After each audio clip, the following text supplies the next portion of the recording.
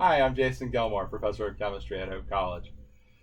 I'm a physical organic chemist. That tells you I study molecules made up primarily of carbon, and then I care about studying how and why reactions happen and using that knowledge to design new molecules for specific purposes.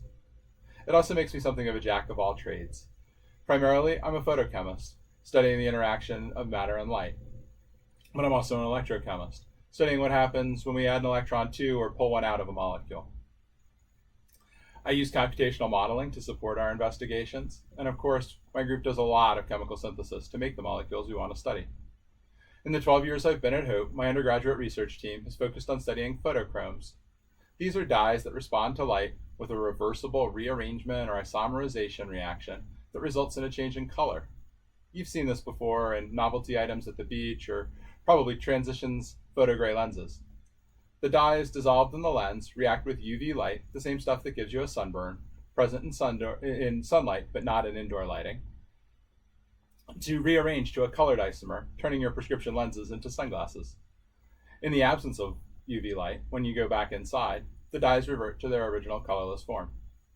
Now, color is inherently an electronic property. Molecules absorb light of the specific energy or wavelength required for electronic transitions specific to that molecule. So my group has spent more than a decade looking at the pyrimidine spirohexadienone family of photochromes, not for their color change per se, but rather for the underlying electronic change.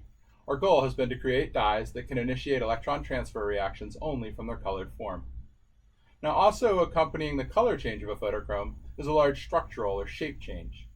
In fluid solution or randomly oriented solids, the molecular shape change occurring at the nanoscale is of no consequence to the shape of the bulk material.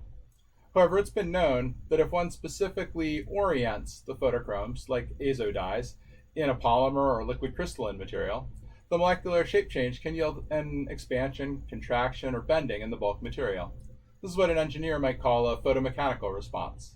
This has been done in the UV and the higher energy visible parts of the spectrum, but newly reported BF2 coordinated azo analogs are available in the lower energy, less damaging, more biocompatible red to near infrared region of the spectrum.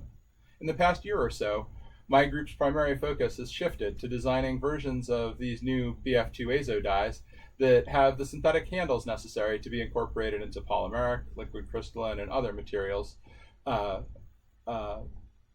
frameworks.